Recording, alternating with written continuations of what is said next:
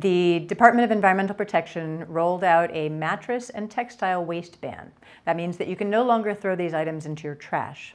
The DEP's job is to make sure that we have clean air and clean water, and they do this by regulating our waste. Mattresses take up a lot of space, and so neither the incinerators nor the landfills want them. And there's also a lot of material there that is very useful. So something like 80 to 85% of a mattress can be recycled. That means that we can recapture that wood, metal, fabric, and padding to do something else with. There is no good reason to be throwing these things in the trash when we could be making use out of all of that material. The only mattresses we do not recycle, and that you should not recycle as a resident, are the ones that have bed bugs. Burlington has paired with the mattress recycler UTEC. They're an organization that has a strong social mission. They train disadvantaged youth to learn how to not only take apart mattresses, but run the entire business. If you have a mattress and you would like to have it picked up, please go to the burlington.org website and then go to trash and recycling. And under that, you will find the UTEC phone number and call and make a date with them. Please do not put your mattress out with a donation bin.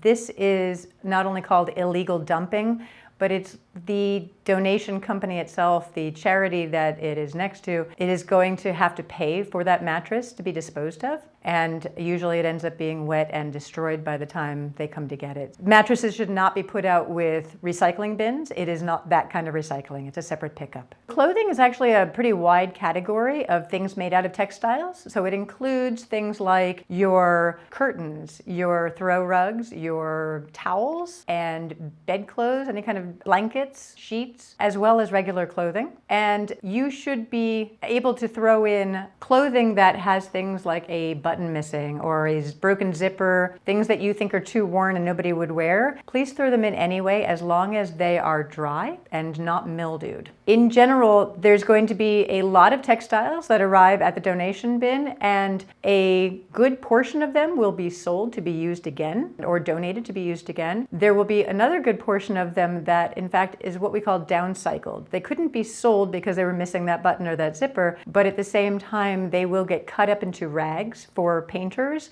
or mechanics. If the fabric is the wrong kind for that, or if the pieces are too small, they will downcycle it again and use it for stuffing for things like car seats. So it all gets a second life. Really, it makes a lot more sense considering the energy and resources that are used to create clothing in the first place and mattresses, that we give them a better life and make them into something new.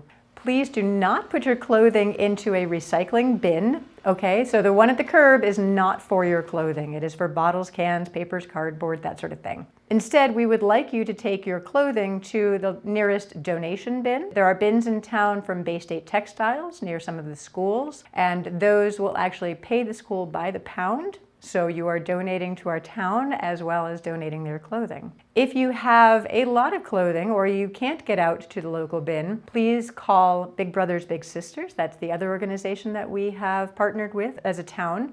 And Big Brothers Big Sisters will come to your house and pick up your material, your clothing. The textiles we do not want are wet and mildewed, or things that have cleaning chemicals on them in case you've used them as rags yourself, or shoe polish, that sort of thing. And we also don't want them if they have oil on them. Those are all trash.